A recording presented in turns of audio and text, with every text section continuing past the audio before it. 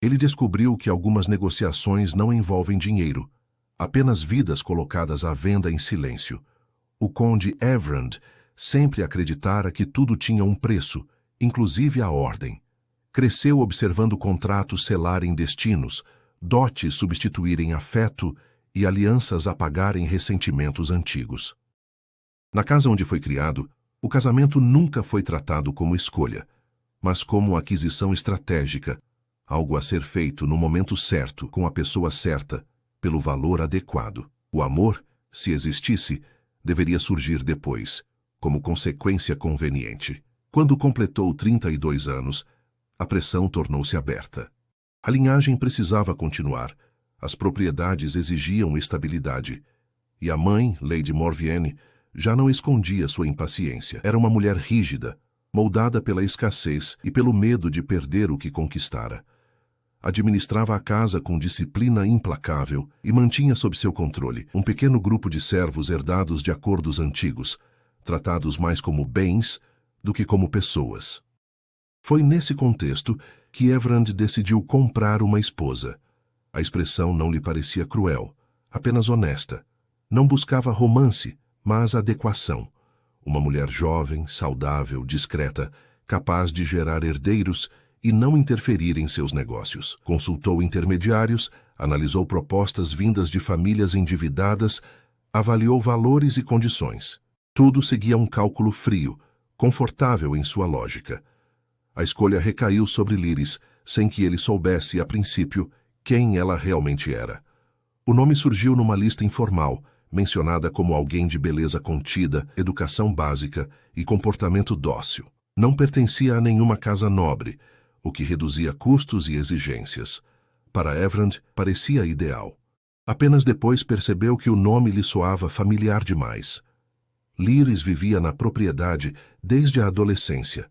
Fora trazida ainda jovem, após a morte do pai, como pagamento de uma dívida que a família jamais conseguiu quitar. Passara a servir diretamente sob a supervisão de Lady Morvienne, que a moldara com rigor. Aprendera a ler instruções, a manter silêncio, a não olhar nos olhos por tempo excessivo. Crescera invisível, mas sempre presente. Everand lembrava-se dela vagamente.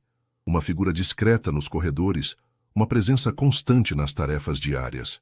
Nunca lhe dera atenção real, não por desprezo consciente, mas por hábito. Servos eram parte do cenário, não do pensamento. Só quando pediu informações detalhadas sobre a escolhida, percebeu a conexão óbvia que ignorara por tanto tempo. A confirmação veio de forma seca. Lyris era propriedade legal de sua mãe. Não havia contrato de liberação. Não havia negociação anterior. Lady Morvienne ouvira a proposta com interesse contido, como se aquilo fosse apenas mais um rearranjo patrimonial. Para ela, a ideia de transferir Lyris da condição de serva para a esposa do próprio filho não carregava escândalo, apenas eficiência. Everand sentiu algo desconfortável, ainda indefinido. Não era indignação moral, mas uma fissura em sua certeza. Pela primeira vez o cálculo parecia errado. Perguntou-se se aquilo era permitido, se não havia implicações sociais. A mãe respondeu com frieza: bastaria um contrato adequado, uma mudança de status registrada, e o problema deixaria de existir. Pessoas, afinal, eram moldáveis no papel. Lyris foi informada dias depois. Não houve cerimônia, nem explicações longas. Apenas a ordem de se preparar para uma nova função. Ela ouviu em silêncio, como sempre. Não demonstrou surpresa, talvez porque aprendera cedo a não reagir. Ainda assim, naquela noite, demorou a dormir. A ideia de se tornar esposa não lhe trazia esperança, apenas medo em nova forma. Everand pediu para vê-la antes de concluir o acordo. Encontraram-se num espaço neutro, longe dos olhos da mãe. Ele tentou falar com cordialidade, explicar a situação como uma oportunidade. Enquanto falava, percebeu o abismo entre suas palavras e a realidade dela. Lyris respondeu com frases curtas, respeitosas, mas havia algo novo em seu olhar. Não submissão, mas alerta. Ela perguntou se teria escolha. A pergunta o atingiu com mais força do que esperava. Everand hesitou. Pela primeira vez, não encontrou resposta imediata. Disse algo vago sobre dever, sobre segurança futura. Lyris assentiu, mas o silêncio que se seguiu revelou o que não fora dito.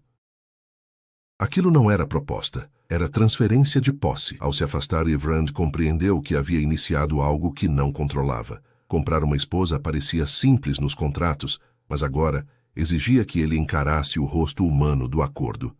Pela primeira vez, percebeu que o maior custo daquela decisão não seria financeiro, nem político, seria moral e irreversível. O que mais o perturbou não foi a resposta dela, mas o fato de nunca ter feito a pergunta antes. Nos dias que se seguiram ao encontro, Evran tentou retomar a normalidade. Mergulhou em relatórios, percorreu propriedades, reuniu administradores. Tudo funcionava como sempre, mas algo havia se deslocado. A imagem de Lyris parada diante dele, perguntando se teria escolha, surgia em momentos inoportunos, quebrando a lógica confortável com que sempre organizara o mundo. Ele percebeu, com irritação crescente, que a questão não era jurídica nem social. Era pessoal e isso o desarmava. Lady Morvienne, por sua vez, avançava com eficiência. Mandou preparar documentos preliminares. Consultou um notário discreto. Iniciou conversas com intermediários para legitimar a mudança de status de Lyris. Para ela, aquilo era uma solução elegante. A serva permanecia na casa, agora como esposa do herdeiro, e a linhagem se assegurava sem custos excessivos. Nenhum escândalo, nenhum risco, apenas reorganização. Evrand tentou argumentar que talvez fosse prudente considerar outras opções. A mãe ouviu com paciência calculada. Depois respondeu que o tempo não era aliado. Lembrou-o das pressões externas, das propriedades que precisavam de herdeiros claros, dos rumores que sempre surgem quando um homem de sua posição demora a se casar. Disse, por fim, que Lyris era segura, moldada, previsível.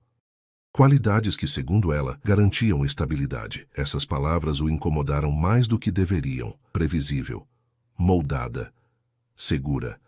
Termos que ele próprio usara inúmeras vezes em outros contextos. Agora, porém, soavam como condenação. Ainda assim, não encontrou força imediata para se opor. Parte dele reconhecia a lógica. Outra parte começava a suspeitar que essa lógica tinha limites perigosos. Lyris continuava sua rotina quase inalterada. Servia à mesa, organizava aposentos, acompanhava Lady Morvienne em tarefas administrativas simples. Aos olhos externos, nada mudara. Apenas ela sabia que cada gesto agora carregava um peso novo. Os outros servos começaram a notar algo diferente no comportamento da senhora da casa. Observavam Lyris com curiosidade contida, sem ousar perguntar. À noite, sozinha em seu pequeno quarto, Lyris tentava compreender o que estava por vir. Tornar-se esposa significava sair da condição de serva, mas não da condição de posse. Apenas mudava o dono, o espaço, as expectativas. O medo não vinha da cerimônia futura, mas da certeza de que continuaria sem voz real. Ainda assim, uma parte dela resistia em silêncio, agarrando-se à ideia de que talvez algo pudesse mudar. Evrand passou a observá-la com mais atenção, algo que jamais fizera antes. Reparou na forma como ela se movia com cautela, como media palavras, como antecipava ordens antes que fossem dadas. Percebeu que aquela docilidade era resultado de treino, não de natureza. Essa constatação o perturbou profundamente. Ele começava a enxergar não apenas uma mulher, mas um sistema inteiro refletido nela. Certa tarde, encontrou-a na antiga biblioteca menor, organizando volumes raramente usados. O espaço era silencioso, afastado. Ele se aproximou sem anúncio. Lyris se enrijeceu por um instante, depois retomou a postura habitual. Evrand perguntou sobre os livros. Ela respondeu com precisão inesperada, demonstrando conhecimento adquirido em silêncio ao longo dos anos. Aquilo o surpreendeu. Perguntou onde aprendera. Ela respondeu que aprender era uma forma de passar o tempo sem causar problemas. A conversa se alongou além do necessário. Pela primeira vez falaram sem ordens explícitas. Evrand percebeu que Lyris pensava, analisava, tinha opiniões que jamais lhe fora permitido expressar. Isso criava uma tensão nova. Se ela era plenamente capaz de compreender o mundo, como justificar que não tivesse direito de decidir sobre a própria vida? Naquela noite, Evrand confrontou a mãe. Perguntou se Lyris realmente não poderia escolher. Lady Morvienne respondeu que escolhas são privilégios concedidos conforme a posição. Acrescentou que dar liberdade repentina a alguém como Lyris seria crueldade disfarçada de bondade. O mundo não a protegeria, a casa sim. Essa resposta revelou algo que Evrand sempre soubera, mas nunca nomeara. O controle era apresentado como proteção, a submissão como segurança. Questionar isso significava questionar toda a estrutura que o beneficiara desde o nascimento. Pela primeira vez, ele percebeu o tamanho do que estava em jogo. Nos dias seguintes, os documentos avançaram, mas Evrand passou a atrasar assinaturas, a solicitar revisões desnecessárias. Era um gesto pequeno, quase invisível, mas revelador. Ele não estava pronto. Não para casar. Não para comprar. Não para aceitar, sem resistência, a lógica que até então considerara natural. Lyris percebeu a hesitação antes de qualquer anúncio formal.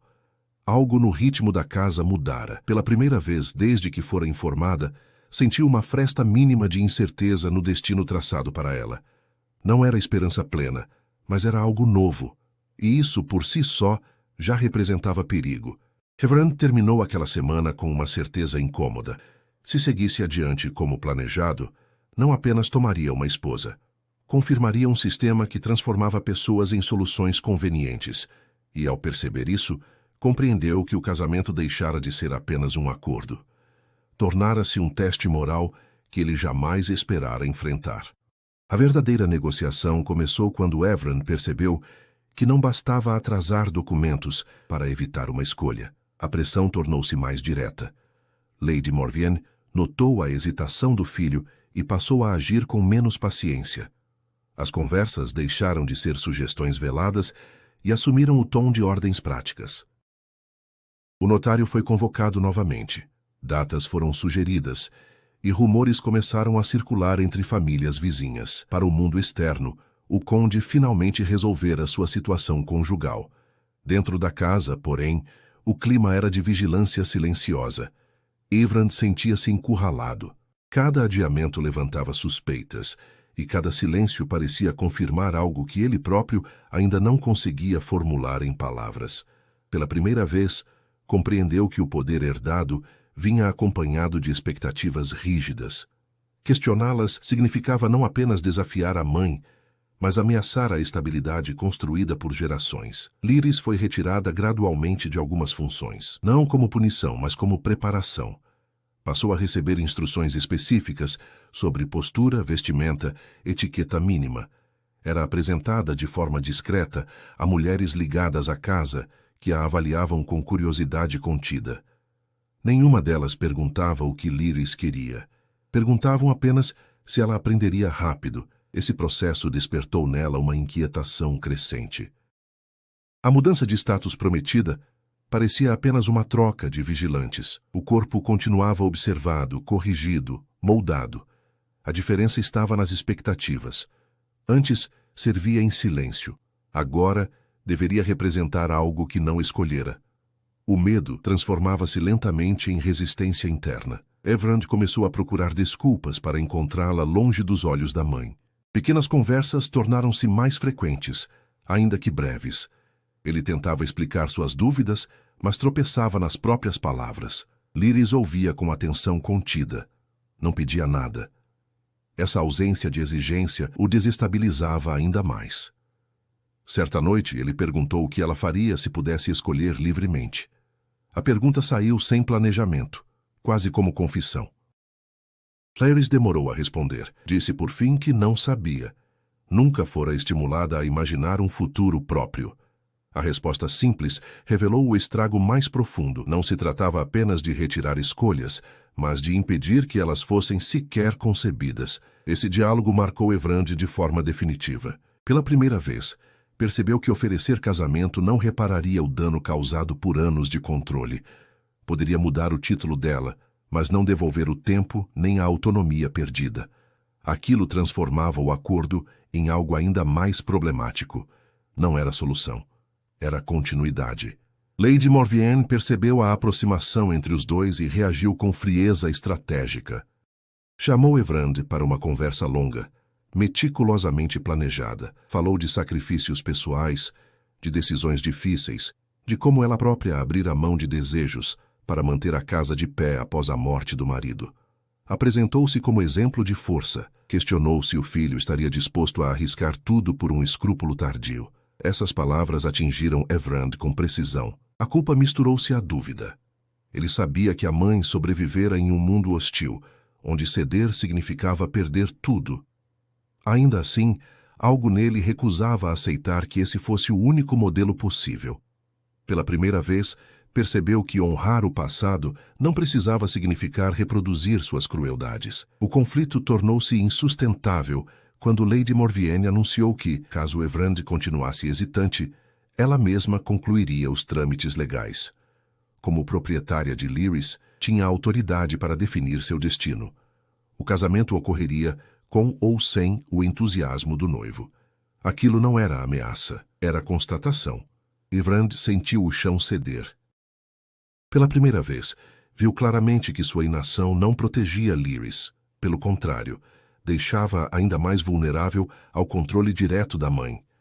O adiamento não era resistência, era omissão, e essa percepção o forçou a agir. Naquela noite, ele procurou Lyris no espaço mais improvável, o antigo galpão externo, onde materiais antigos eram armazenados. Um lugar esquecido, longe da casa principal. Falou com franqueza inédita. Disse que não sabia qual seria a decisão final, mas que não permitiria que ela fosse tomada sem ouvi-la. Pediu, de forma quase insegura, que ela dissesse o que queria, mesmo que fosse impossível atender. Lyris respirou fundo antes de responder. Disse que não queria ser comprada nem transferida. Não queria trocar uma forma de submissão por outra mais elegante. Disse que preferia o desconhecido à segurança imposta. Essas palavras ditas sem raiva tiveram o peso de uma ruptura. Evrand percebeu que, ao ouvi-las, algo se tornava irreversível. Não poderia fingir ignorância novamente. Qualquer decisão a partir daquele ponto seria consciente. E isso tornava o custo ainda maior. Ao se separarem, não houve promessa. Apenas a certeza compartilhada de que o caminho à frente exigiria confronto. Não apenas entre eles, mas contra a estrutura que os colocara naquela posição desde o início. Naquela madrugada, Evrand não dormiu. Sabia que o próximo passo definiria não apenas seu casamento, mas quem ele escolheria ser. Pela primeira vez, compreendeu que o verdadeiro preço do poder não estava em perder terras ou prestígio, mas em decidir se teria coragem de romper com a lógica que sempre o protegeu. A decisão não veio como um ato heróico, mas como um desgaste lento que tornou impossível continuar fingindo. Na manhã seguinte, Evrand apresentou-se ao desjejum com o semblante fechado, consciente de que qualquer passo em falso seria interpretado como desafio. Lady Morvienne percebeu imediatamente a mudança. Conhecia o filho o suficiente para identificar quando a obediência dava lugar a algo mais perigoso. Convicção. Ainda assim, manteve o tom calmo, quase afetuoso, como quem oferece ao outro a última chance de recuar sem humilhação. Ela falou sobre prazos, sobre expectativas externas, sobre como rumores já circulavam. Disse que a casa precisava agir com firmeza para não parecer fraca. Evrand ouviu em silêncio, mas pela primeira vez não concordou automaticamente. Quando respondeu, sua voz não tremeu. Disse que o casamento, da forma como estava sendo conduzido, não aconteceria. Não daquela maneira. O silêncio que se seguiu foi denso. Lady Morvienne não se exaltou. Apenas perguntou se ele compreendia as consequências. Evrand respondeu que compreendia algumas e suspeitava de outras, mas que ainda assim não recuaria. Acrescentou que Lyris não era mercadoria nem solução administrativa. Era uma pessoa, e isso tornava o acordo inaceitável. A mãe reagiu com frieza cortante. Disse que aquela linguagem era ingênua, aprendida tarde demais. Perguntou se ele estava disposto a desmantelar tudo o que ela construíra por alguém que existia ali apenas porque fora comprada. Essa frase, dita sem hesitação, revelou mais do que anos de convivência. Evrand sentiu a ruptura se consolidar. Lady Morvienne encerrou a conversa declarando que, como proprietária legal, decidiria o destino de Lyris. Se o filho não desejava cumprir seu papel, ela encontraria outra solução. Talvez não o casamento, mas algo igualmente definitivo. Everand entendeu o aviso. A ameaça não era simbólica, era concreta. Naquele mesmo dia, ele agiu. Convocou o notário não para avançar o contrato, mas para anulá-lo formalmente. Declarou que não prosseguiria com nenhuma negociação envolvendo Lyris. Mais do que isso, iniciou um processo legal complexo e arriscado. A libertação formal dela, não como favor pessoal, mas como reconhecimento de abuso estrutural. Sabia que enfrentaria resistência, talvez escândalo. Ainda assim, assinou os primeiros documentos. Quando Lady Morvienne soube, a reação foi imediata. Acusou o filho de traição, de ingratidão, de colocar em risco a casa inteira. Disse que ele estava abrindo precedentes perigosos. Everand não negou. Disse apenas que alguns precedentes precisavam ser abertos, para que outros não continuassem sendo esmagados em silêncio. Clarice foi informada à noite por ele próprio. Encontraram-se novamente no galpão externo. Everand explicou com cuidado que o processo não seria rápido nem simples, que ela ainda correria riscos, que a mãe reagiria, que o mundo fora da casa não era seguro. Ainda assim disse que não voltaria atrás. Pela primeira vez não oferecia proteção total, mas algo mais raro, escolha real. Lyris ouviu em silêncio. Quando falou, sua voz carregava algo novo. Não esperança ingênua, mas dignidade. Disse que não sabia o que faria depois. Disse que o medo continuava ali, mas acrescentou que, pela primeira vez, o futuro não estava totalmente decidido por outros. Isso bastava. Os dias seguintes foram tensos. A casa dividiu-se em silêncios. Alguns administradores apoiaram Lady Morvienne. Outros observaram com cautela. Rumores se espalharam, exagerados, distorcidos. Everand foi acusado de loucura, de sentimentalismo, de fraqueza. Ele sustentou tudo com firmeza inesperada. Cada ataque apenas reforçava sua decisão. O processo avançou lentamente. Lady Morvienne tentou bloqueá-lo por meios legais, depois por pressão social. Nada funcionou completamente. O nome da casa começou a ser associado a práticas antigas demais para os novos tempos. O risco de escândalo fez alguns aliados recuarem. Pela primeira vez, o controle absoluto da mãe mostrava fissuras. Quando a libertação de Lyris foi finalmente registrada, não houve celebração. Apenas um documento, assinado, selado, arquivado. Um gesto pequeno no papel, imenso na vida dela. Lyris deixou a propriedade dias depois sem alarde. Não partiu com riquezas, nem garantias. Apenas com um nome que agora lhe pertencia e a consciência de que não era mais posse de ninguém. Everand observou sua partida à distância. Não tentou acompanhá-la nem oferecer abrigo imediato. Sabia que qualquer proximidade poderia comprometer a liberdade recém-conquistada. O que fizera não lhe dava direito algum sobre o futuro dela. Essa compreensão foi talvez a parte mais difícil de aceitar. Lady Morvienne nunca o perdoou plenamente. A relação entre eles tornou-se formal, fria, funcional. A casa sobreviveu ainda que transformada. Algumas alianças se perderam, outras se adaptaram. Everand pagou o preço social da escolha, mas ao contrário do que temera, não perdeu tudo. Sozinho em noites silenciosas, ele pensava em Lyris, não como esposa possível, nem como dívida moral a ser quitada, mas como limite ético. A prova de que havia linhas que não deveriam ser cruzadas, mesmo quando o mundo inteiro insiste que são convenientes. Ele não sabia se aquela decisão o tornaria um homem melhor. Sabia apenas que, pela primeira vez, não sentia vergonha ao encarar o próprio reflexo, e isso, em um mundo construído sobre posses e silêncios, já era uma forma rara de ruptura. A liberdade não chegou como redenção, mas como um território desconhecido onde ninguém ensinara Lyris a caminhar. Os dias após sua saída da propriedade foram marcados por um silêncio inquietante. Lyris seguiu sozinha por caminhos que jamais percorrera sem ordens. Cada aldeia parecia um mundo estranho, cada rosto um possível perigo. A liberdade recém-adquirida não vinha acompanhada de abrigo, renda ou proteção. Ela descobria, passo a passo, que ser livre em um mundo moldado pela posse exigia coragem constante.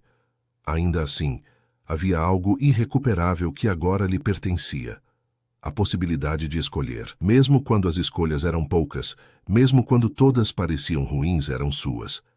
Lyris encontrou trabalho temporário em uma pequena localidade afastada das rotas principais. Não revelou o passado. Disse apenas que sabia ler, organizar, ensinar o básico. Isso bastou para despertar interesse cauteloso. Enquanto isso, Everand enfrentava as consequências internas de sua decisão. A casa funcionava, mas sem a disciplina rígida de antes. Lady Morvienne retirara-se parcialmente da administração, mantendo apenas o mínimo necessário para preservar sua autoridade. Entre mãe e filho, estabeleceu-se uma convivência protocolar, marcada por palavras medidas e ausência de confiança. Everand sabia que aquela ruptura jamais seria totalmente reparada. Externamente, o conde passou a ser observado com atenção desconfiada. Alguns o viam como ameaça à ordem tradicional, outros como um precedente perigoso. Houve famílias que retiraram propostas de alianças, temendo instabilidade. Everand aceitou as perdas sem tentar compensá-las imediatamente. Pela primeira vez, recusava-se a tapar fissuras apenas para manter aparências. Lyris, por sua vez, começava a reconstruir algo que nunca tivera: identidade. Passou a ensinar crianças da aldeia a reconhecer letras, a registrar números simples. Não fazia discursos, não se colocava como exemplo, apenas compartilhava o que aprendera em silêncio ao longo dos anos. Aos poucos, tornou-se referência local, alguém procurada para resolver pequenos conflitos, organizar tarefas coletivas. Essa nova posição despertou nela sentimentos contraditórios.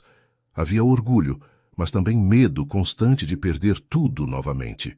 A lembrança da propriedade, das ordens, da vigilância, surgia em sonhos fragmentados.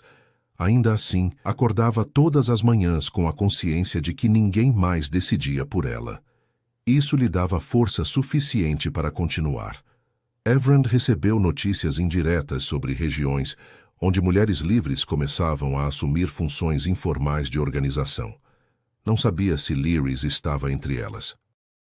Não buscava confirmação. Entendera com esforço doloroso que acompanhá-la à distância era a única forma de não repetir velhos padrões. Ajudava indiretamente, apoiando reformas, incentivando iniciativas locais, sem jamais mencionar nomes. Anos se passaram. O mundo não mudou de forma radical, mas pequenas transformações tornaram-se visíveis. A casa do conde adaptou-se a novas práticas menos dependentes de controle absoluto. Everand jamais voltou a negociar um casamento como aquisição. Permaneceu solteiro por escolha consciente, o que gerou especulações constantes. Ele aceitava todas em silêncio. Lyris envelheceu fora dos registros oficiais. Seus cabelos ganharam fios grisalhos, suas mãos marcas do trabalho constante. Ainda assim, mantinha a postura ereta e o olhar atento. Em certos momentos pensava em Everand, não com ressentimento pleno, nem com gratidão simples. Ele fazia parte de uma transição dolorosa, não de um destino final. Certa tarde, muitos anos depois, um viajante mencionou casualmente o nome do conde durante uma conversa comum. Falou de reformas, de um homem que desafiara tradições sem proclamações públicas. Lyris ouviu em silêncio. Não comentou. Apenas compreendeu que algumas escolhas ecoam sem precisar de reconhecimento direto. No fim, não houve reencontro dramático, nem reconciliação simbólica. Cada um seguiu seu caminho carregando marcas diferentes da mesma decisão. Everand governou sabendo que perdera privilégios para ganhar consciência. Lyris viveu sabendo que perdera anos para ganhar autonomia. Ambos aprenderam à sua maneira que a liberdade não é um presente oferecido sem custo. É uma ruptura que deixa cicatrizes permanentes, e mesmo assim é preferível a segurança construída sobre a negação da própria humanidade. O mundo continuou imperfeito, injusto, desigual, mas em um ponto específico da história, uma escolha rompeu o ciclo esperado. Não porque tenha resolvido tudo, mas porque recusou aceitar que pessoas fossem tratadas como soluções convenientes. E isso, ainda que jamais registrado em grandes livros, permaneceu vivo nos gestos cotidianos daqueles que aprenderam, em silêncio, a escolher. O legado de uma escolha raramente pertence apenas a quem a faz. Com o passar do tempo, A figura de Everand tornou-se difícil de classificar. Para alguns, era um conde enfraquecido por convicções tardias. Para outros, um homem perigoso por ter questionado práticas antigas sem oferecer um novo modelo claro em troca. Ele aceitava ambas as leituras com a mesma reserva. Já não governava para ser compreendido, mas para não se contradizer novamente. A casa seguiu existindo, menor em influência, porém mais coesa internamente. A ausência de um casamento estratégico reduziu alianças, mas também eliminou obrigações que antes sufocavam decisões. Everand passou a administrar com atenção mais direta as pessoas que sustentavam as propriedades, não por benevolência declarada, mas por consciência adquirida a custo alto demais para ser ignorada. Lady Morvienne envelheceu isolada em seus próprios princípios. Continuava respeitada, temida até, mas sua autoridade já não moldava o futuro da casa. Nunca reconheceu explicitamente o erro, mas nos últimos anos reduziu drasticamente o uso de servos herdados de antigos acordos. Não libertou ninguém formalmente, mas deixou de adquirir novos. Para alguém como ela, isso já era uma concessão silenciosa. Everand compreendeu que não haveria reconciliação plena. O vínculo entre mãe e filho fora redesenhado por algo que nenhuma conversa poderia apagar. Ainda assim, cuidou para que ela jamais fosse desamparada. Sabia que romper um ciclo não significava destruir tudo o que o antecedera. Significava escolher o que não seria perpetuado. Lyris, distante de tudo isso, continuou vivendo fora dos registros. Sua pequena comunidade cresceu em torno de práticas simples: cooperação, aprendizado básico, divisão de tarefas. Ela nunca assumiu títulos, nunca reivindicou liderança formal. Ainda assim, quando surgiam conflitos, era sua palavra que buscavam, não porque impunha autoridade, mas porque ouvira o suficiente para saber pesar decisões. Em noites silenciosas, Lyris refletia sobre o que perdera e o que ganhara. Sabia que nenhuma escolha devolveria os anos vividos sob posse alheia. Ainda assim, havia algo profundamente transformador em envelhecer como dona de si. Mesmo as dores eram diferentes quando não impostas. Ela nunca voltou à antiga propriedade. Não por medo, mas por compreensão. Aquele lugar fazia parte de quem ela fora, não de quem se tornara. Guardava a memória sem permitir que ela definisse o presente. Essa distância era sua forma mais concreta de liberdade.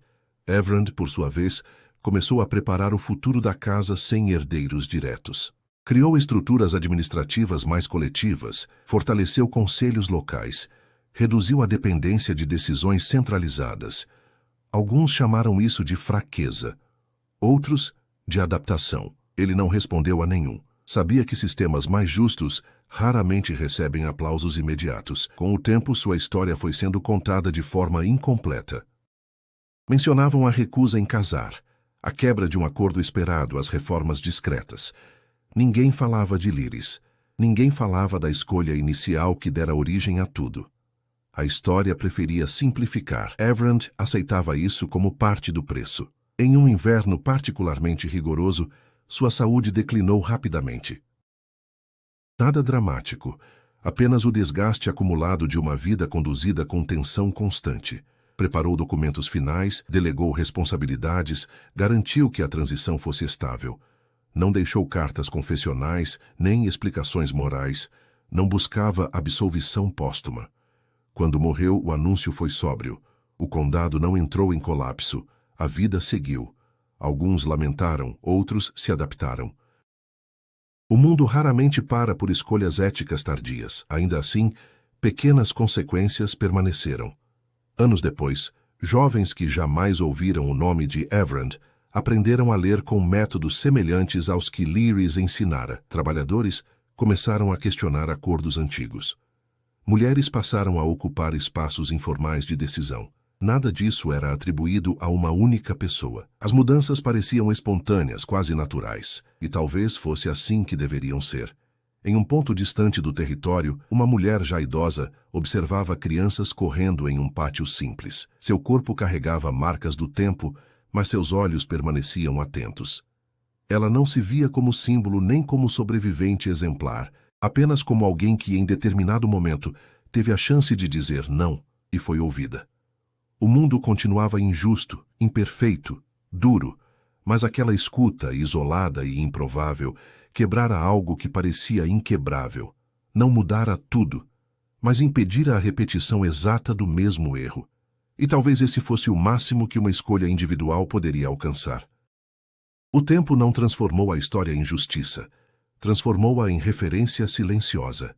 Lyris percebeu isso quando a vila começou a receber mais gente do que podia acomodar. Famílias expulsas por dívidas, aprendizes que fugiam de oficinas violentas, mulheres que saíam de casas onde a palavra proteção significava controle. Não eram revoluções, eram deslocamentos pequenos, constantes, como água buscando frestas. A vila, antes insignificante, virou ponto de passagem. E pontos de passagem exigem escolhas coletivas. Ela não quis assumir comando. Preferia o trabalho discreto, organizar turnos de acolhimento, separar o que era doado do que era necessário, registrar nomes para evitar que desaparecessem em trânsito. Descobriu cedo que a primeira forma de violência contra quem foge é o apagamento. Se ninguém anota, ninguém cobra. Se ninguém cobra, o mundo engole. Foi nesse período que um homem apareceu, procurando a mulher que sabe escrever. Não tinha uniforme, nem selo, apenas o cansaço de quem já aprendera a negociar com portas fechadas. Chamava-se Hadrian. Dizia representar pequenos proprietários da região, preocupados com a circulação crescente de pessoas. Lyris entendeu a frase escondida. Queriam controle. Queriam limitar, queriam evitar que o que acontecera em outras cidades chegasse ali. Ela não o expulsou, pediu que se sentasse. Perguntou o que exatamente ele temia. Hadrian falou de segurança, de roubos, de desordem. Lyris ouviu e respondeu com a mesma calma que a vida lhe ensinara. Desordem é o nome que se dá ao que não se consegue mandar. Disse que a vila não estava promovendo caos, estava lidando com ele. E que lidar com caos exige registro, regras e transparência, não expulsão. Hadrian insistiu em soluções rápidas, propôs taxas de entrada, controle de circulação, listas de permissão. Era o mesmo desenho com outro vocabulário. Lyris reconheceu na hora. Não era apenas a fala dele, era o conforto com que ele tratava pessoas como fluxo, como problema logístico. Sentiu um frio antigo na nuca, a memória do corredor, do contrato, da transferência de posse. Percebeu que o mundo sempre oferece o mesmo mecanismo, chamar de administração aquilo que é dominação. Ela recusou. Não com grito, com critérios. Disse que, se queriam segurança, deveriam criar acordos públicos. Quem acolhe, por quanto tempo, quais recursos existem, como conflitos são resolvidos. Disse que a vila aceitaria conversar, mas não aceitaria ser transformada em pedágio humano. Hadrian se irritou. Disse que ela não compreendia a realidade. Lyris respondeu sem levantar a voz, que compreendia melhor do que ele supunha. A discussão se espalhou. Alguns moradores temeram represálias, outros se cansaram da incerteza. Pela primeira vez, Lyris sentiu a mesma tensão que havia sentido na propriedade, só que invertida. Agora a pressão vinha para que ela cedesse pelo bem de todos. O argumento era tentador e perigoso. O bem de todos costuma ser a desculpa preferida para esmagar alguém específico. Ela pediu uma assembleia, não para discursar, mas para distribuir informação. Mostrou números, quantos chegavam, quantos partiam, quantos ficavam. Mostrou estoques, turnos, necessidades. Mostrou também relatos de abusos em cidades onde controle virara extorsão. Fez o que sempre funcionara melhor. Tirou o tema do terreno do medo e levou para o terreno do verificável. A vila decidiu manter o acolhimento, mas ajustar regras, registro obrigatório para proteger quem chegava, mediação pública em conflitos, proibição de taxas que transformassem a passagem em compra. Foi uma vitória pequena e cansativa. Lyris saiu da assembleia com as mãos tremendo, não de medo, mas de exaustão. Aprendeu que liberdade, quando vira prática coletiva, exige esforço diário para não ser capturada pelos mesmos velhos nomes. Naquele mesmo mês, chegou uma notícia distante. A antiga casa do conde havia sido incorporada a um conselho regional com limites claros e prestação pública de contas. Um viajante comentou que, anos atrás, um homem tinha feito algo estranho, recusando um arranjo conveniente e mudando a forma de administrar. O viajante não sabia detalhes, nem precisava. Liris ouviu como quem reconhece uma pedra antiga no caminho. Não se pega de novo, apenas se lembra de onde ela está. Mais tarde, sozinha, ela caminhou até a beira do pequeno riacho que cortava a vila. Não era o mesmo rio da infância roubada, mas a água tinha a mesma indiferença útil. Liris pensou em Everand sem romantizar. Ele não fora salvador. Fora um homem que, em determinado ponto, parou de se esconder atrás de papéis. Isso não apagava o resto, mas tinha aberto uma fresta, e frestas mudam o destino de quem aprende a atravessá-las.